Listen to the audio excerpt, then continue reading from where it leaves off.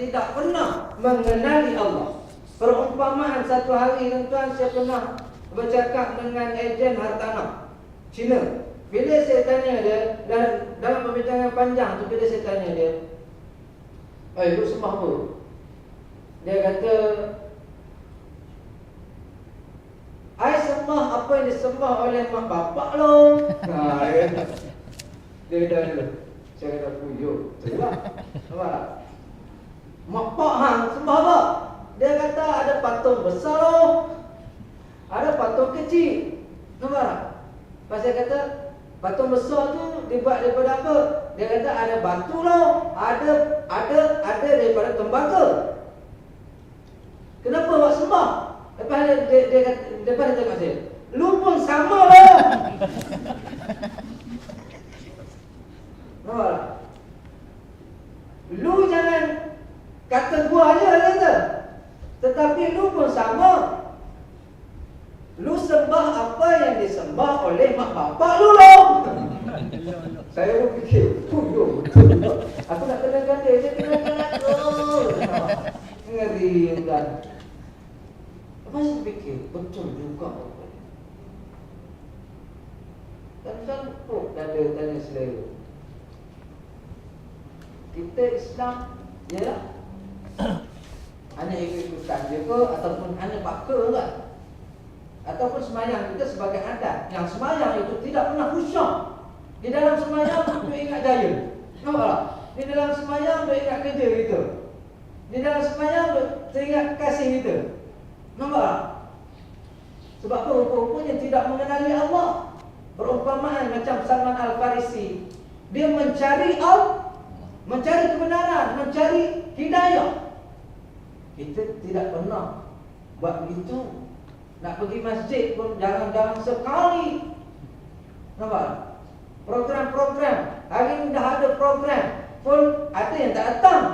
Tapi hari ini alhamdulillah 30,000 orang termasuk yang tak datang kawasan Bukit Jalil ni. Nampak tak? Ramai. Jadi kenapa begitu kan? Rupa-rupanya kita tidak pernah mujahadah untuk mencari mengenali Allah dengan sebenar-benar kenal. Bukan kerana baka, tetapi kerana aku nak mencari keredaan Allah Subhanahu. Bila aku angkat takbir, aku rasa aku menghadap Allah. Tuan-tuan boleh baca cerita tentang Salman Al-Farisi. Kalau tidak, ceramah Mahajirah pada hari ini tak ke mana. Cerita tu je. Jadi tuan-tuan muslimin muslimat yang dirahmati Allah. Sebab itu tuan, bila saya terkenal itu, saya berfikir betul juga.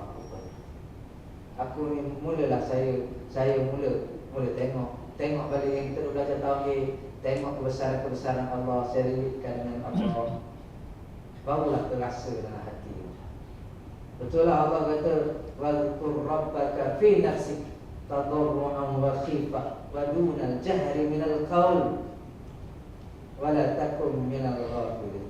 Allah kata di antara orang yang ingat Allah tu, di antaranya ialah orang yang ada tadarruh. Tadarruh ni rendah diri. Macam mana cara kita nak bagi kita rendah diri? Kita kena cari jalan rendah. Setengah orang dia ada cara dia sendiri, setengah orang dia dapat. Kalau contohnya macam saya cerita cara saya, mungkin tak sesuai dengan cara tuan-tuan. Contohnya macam saya motivate diri saya. Kalau macam biasalah manusia jadi malas nak solat, tuan-tuan. Bila rasa nak solat, saya kata, dalam diri saya kata, aku bukan orang kafir. Bukan orang kafir. Kadang-kadang benda tu kita terlalu asyik macam sampai takbir, Allahu Akbar. Ini bukan pentas saya, pentas diri saya sendiri. Nampak? Sebab apa? Itu melawan kita punya nafsu. Yang ini penting kan? Kalau tidak sampai bila kita semayang takkan khusyuk. Tuan-tuan muslimin muslimat yang dirahmati Allah. Selepas itu Allah sebut lagi, orang yang mengingati Allah itu ialah wakhifah, orang yang rasa takut dengan Allah. Kita tengok contohnya tentang neraka, kita tak rasa benda. Kita kena carilah cara nak bagi takut dengan nerakanya. Kena cari sendiri tuan.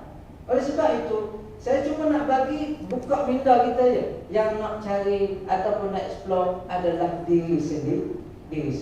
Oleh sebab itu Rasulullah SAW kata apa? Man arafa nafsah faqad arafa Allah. Barang siapa yang cinta yang kenal diri dia sendiri, maka dia akan kenal Allah. Tapi kita sendiri pun kita tidak kenal diri kita. Macam mana kita nak mengenali Allah?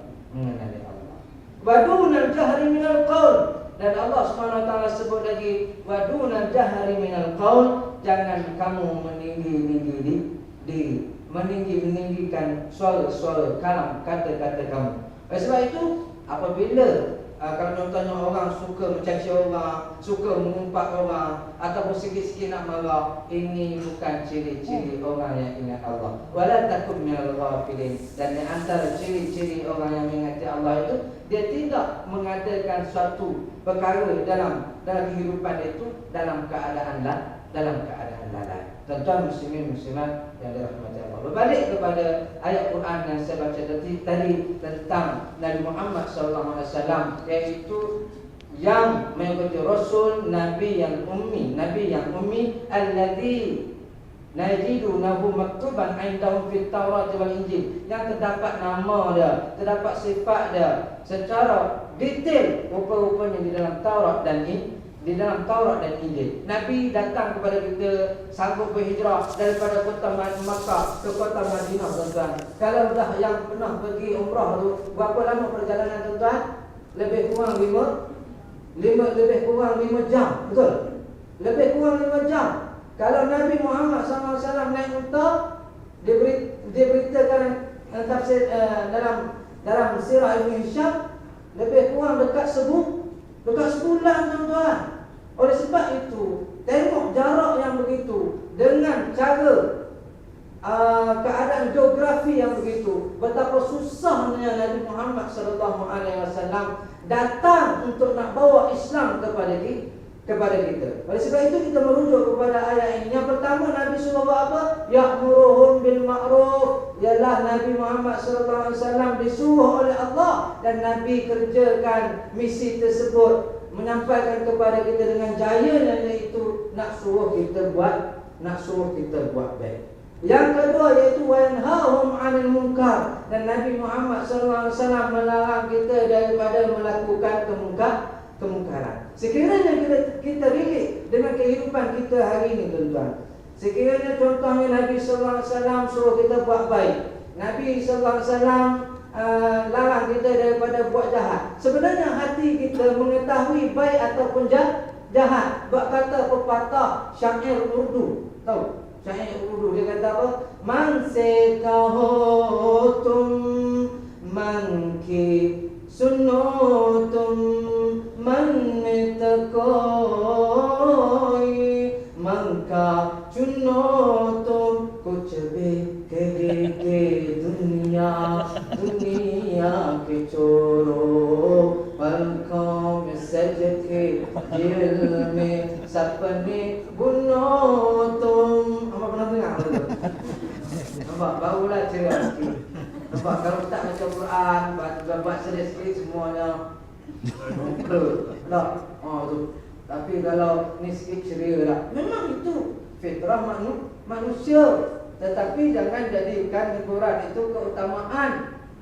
Amal ibadah keutamaan. Itu sebab banyak orang yang saya kata, sebenarnya orang yang nak dengar hiburan ni adalah ustaz, bukan yang nak habib. Nampak tak? Bukan. Kenapa? Kerana jangan ambil hiburan itu sebagai keutamaan. Dia hanya sampingan. Contoh, nasi keutamaan, sampingannya toyu. Tahu toyu? Kicap.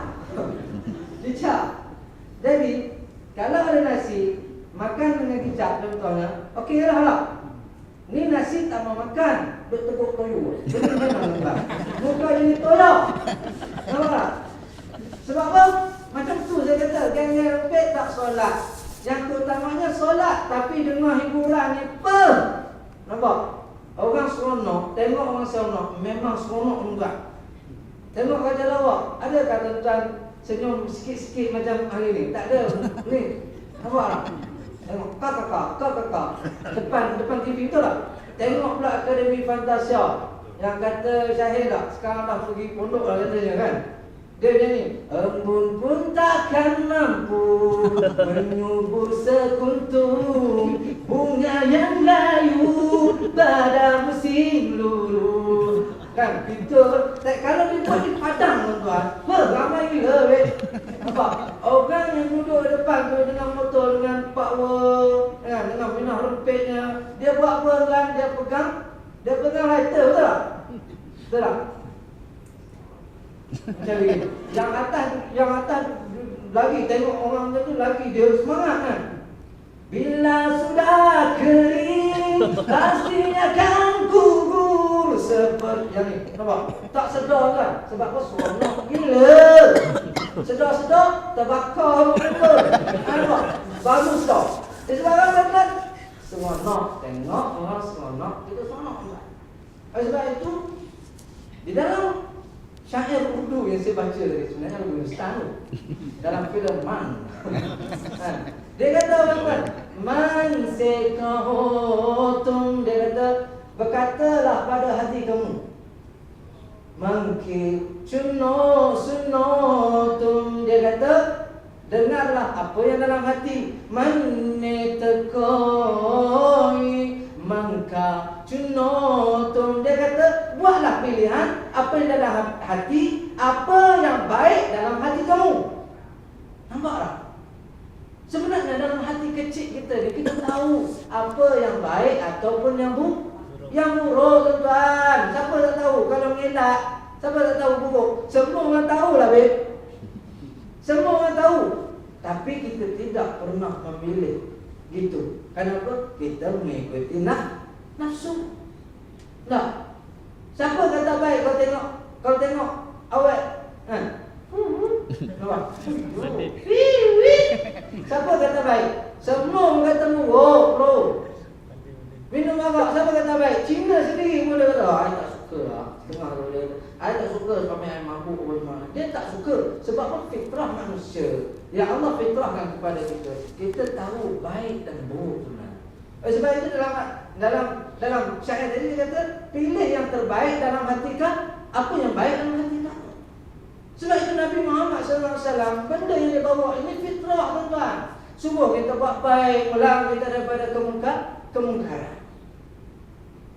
Dan lagi Nabi Muhammad SAW dalam ayat ini lagi sebut, tuan-tuan, wa yuhillu lahumut thayyibat, Nabi dah menghalalkan benda-benda yang baik, wa yuharrimu alaihimul khaba'ith, dan Nabi mengharamkan benda-benda yang khaba'ith, yang buruk-buruk. Itu apa yang Nabi dipertanggungjawabkan oleh Allah SWT kepada Nabi. Nabi dah jayakan misi. Dan akhirnya di antara jasa Nabi pada kita ialah wa yadh'u anhum israhum wal aghlal allati kanat 'alaihim. Dalam ayat ini sebut juga Nabi apabila datang kepada kita menghilangkan bebanan-bebanan tentang syariat yang berat-berat, umpamanya macam syariat yang berat pada zaman Nabi Musa alaihissalam apabila sesat, apabila murtad. Nampak? Nak bertaubat, cara nak bertaubat kena bunuh diri lah. Dalam ayat dalam surah Baqarah sebut wa idz qala Musa liqaumihi ya qaumi innakum zalamtum anfusakum biittikhadhikumul ijla fatubu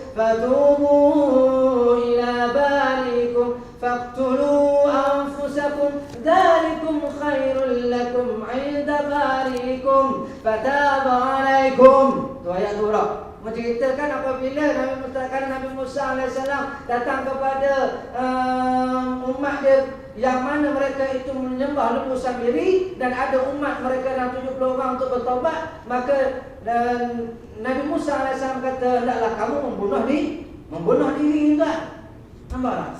Tapi kita hari ini senang je bro nak bertaubat. Nak bertaubat bila kita buat satu-satu kemungkaran, kita astaghfirullah, menyesal. Bukan astaghfirullah saja, menyesal.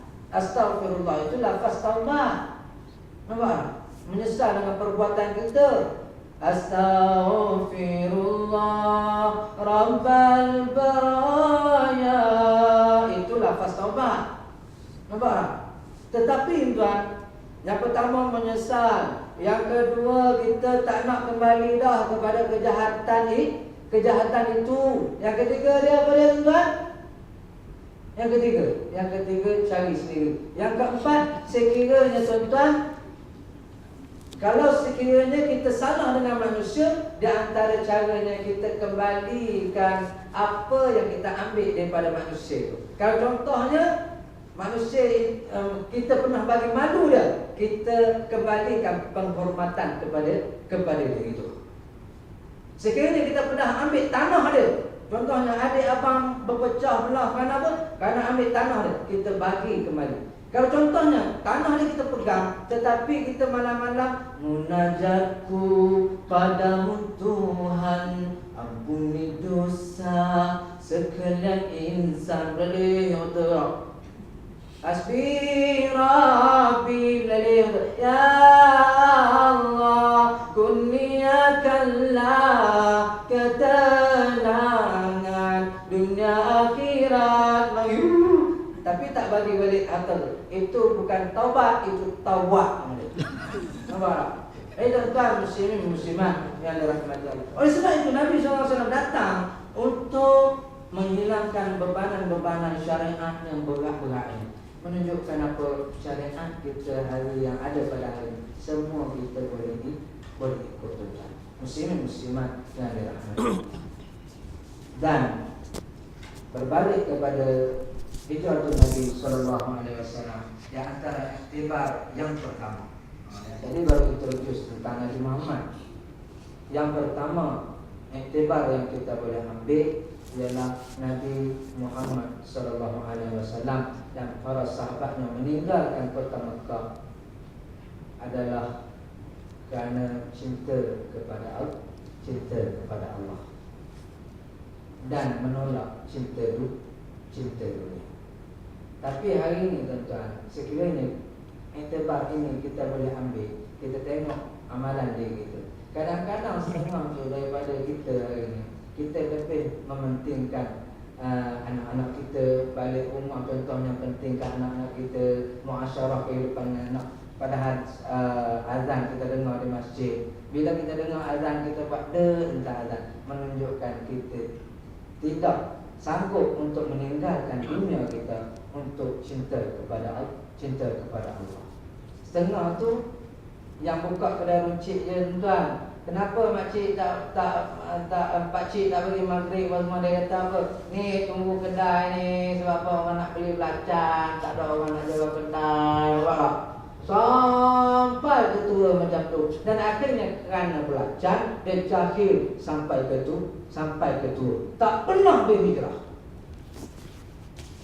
Itu sebab dalam program santai yang kita buat tuan. Kalau contohnya budak remaja datang pakai tudung, tak kira lah nak pakai tudung selempang ke jeruk terkok dia ke, janji dia pakai tudung pun itu dah rahmat bagi kita. Kita kata cukuplah masa sekarang macam ni.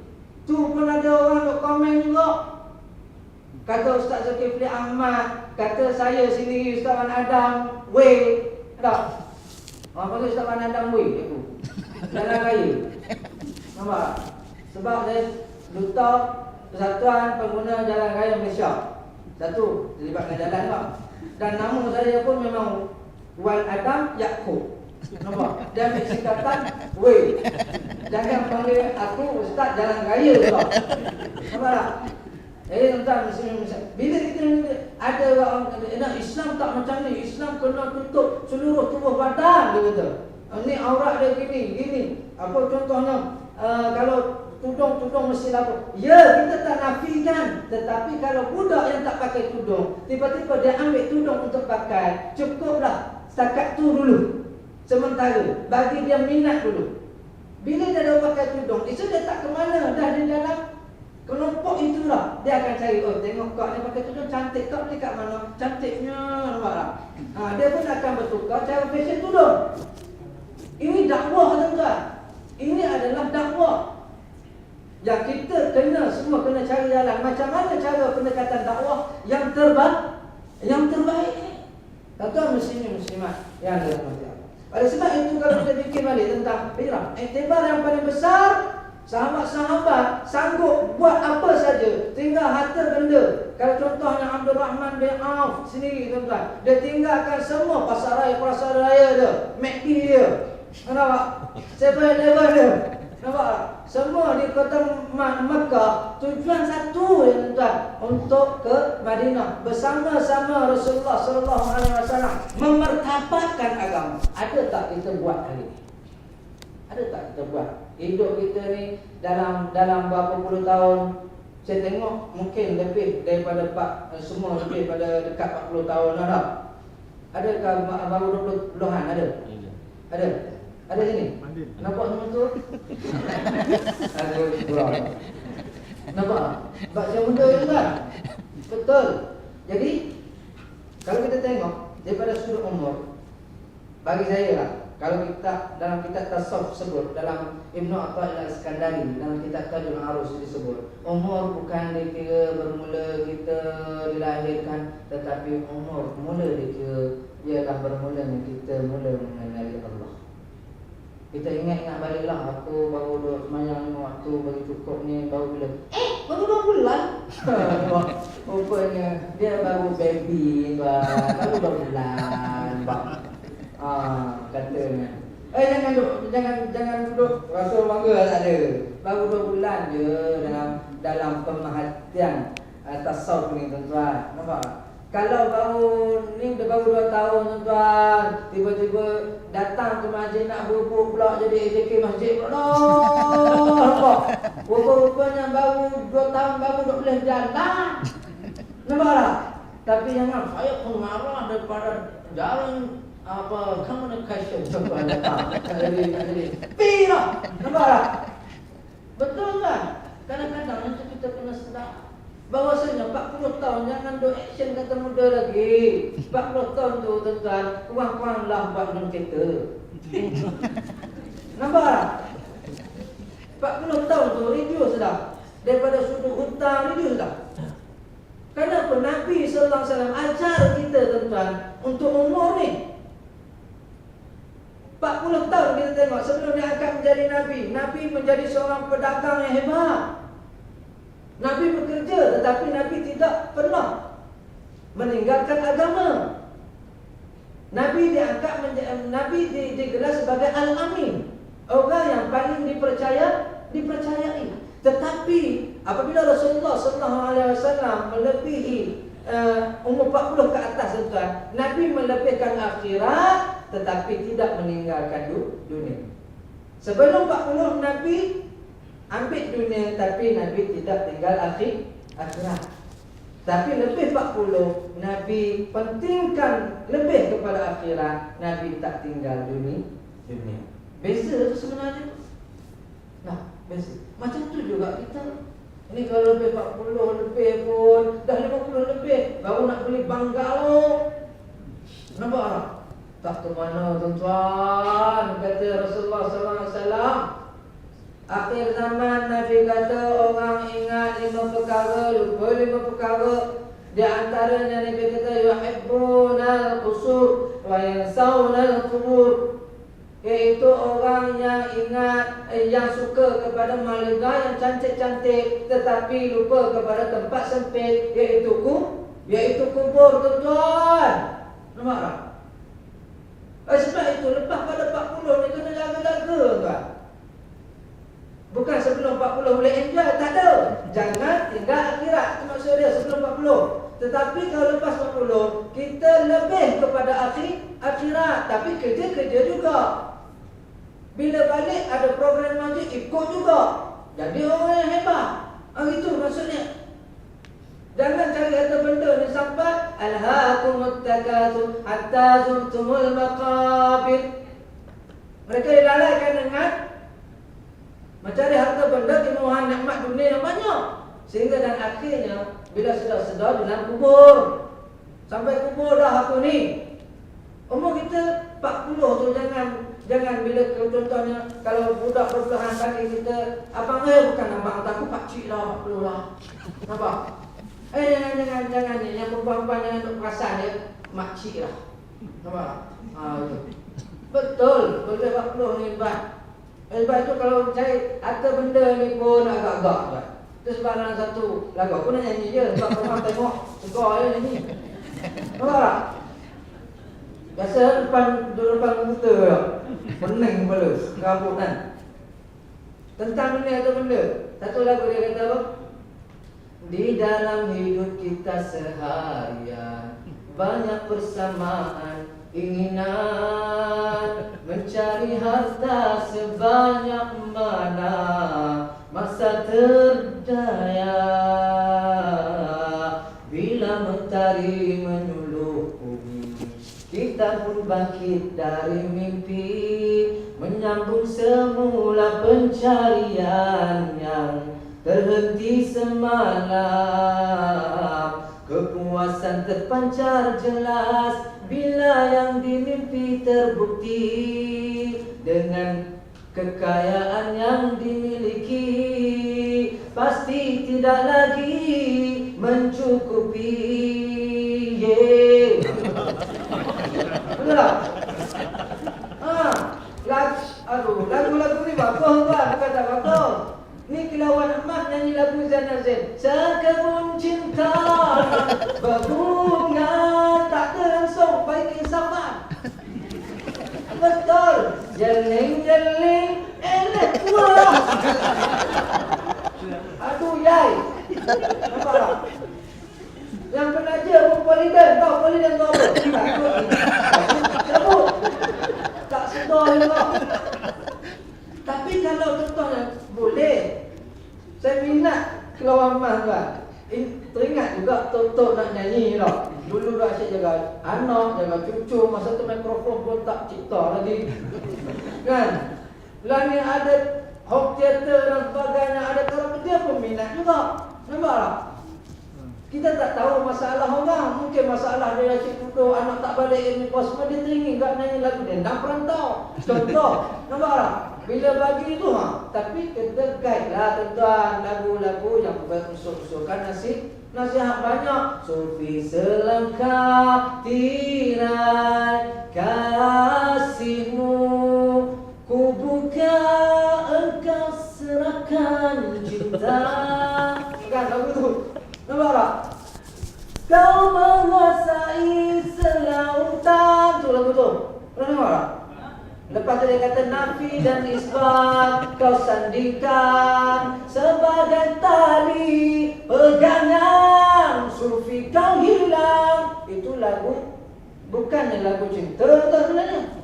Oh itu mempunyai maksud daripada sudut pengajaran, penyucian jiwa yang cukup tinggi. Dia kata nafi dan isbat. Nafi dan isbat di dalam tauhid apa dia belajar? Nafi itu kalimah la ilaha, isbat illallah. Nampak? Nafi dan isbat kau sandingkan sebagai tali pegangan. Oh ya. Nampak? Bro. Nak lagi kan? Jadi ini dia.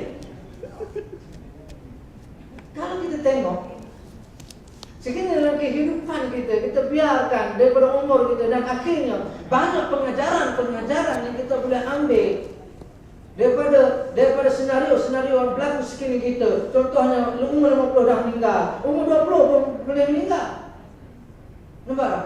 Lepas tu kita tengok, dia ni baru beli sport car, tengok mati. Nampak? Bukan kita tak ada pengajaran tu banyak sangat. Tetapi berapa ramai kita mula berhijrah untuk apa?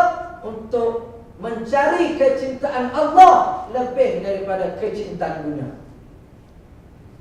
Abu Bakar As-Siddiq ketika berhijrah, tuan-tuan, saya tak nak cerita daripada sudut sirah. Ali duduk tempat tidur Nabi dah. Yang tu tuan-tuan boleh tengok sendiri di internet. Kalau kita tengok di antara yang cerita yang kita tengok betapa mereka ini cinta kepada Allah, cinta kepada Rasul. Di antaranya ialah Sayyidina Abu Bakar, tuan-tuan. Bila Sayyidina Abu Bakar ni Bila berjalan dengan Nabi dalam hijrah, kadang-kadang dia pergi depan, kadang-kadang dia pergi belakang. Nabi pun tengok dia pelik. Kenapa Abu Bakar dia depan, tiba-tiba tengok ada belakang, aku terkejut. Contohlah, itu saya tambah juga. Nampak tak? Lepas tu Abu Bakar kata apa? Wahai Rasulullah, aku jadi macam takut. Takut tu apa? Aku rasa kalau benar fikir aku, jika aku terasa orang ada mengintai di depan, aku akan duduk di depan kamu. Nampak tak? Kalau aku terasa ada orang belakang pun, dia pergi lagi di belakang. Lepas Nabi tanya dia, adakah sekiranya ada ancaman-ancaman terhadapku mengenai kamu dahulu?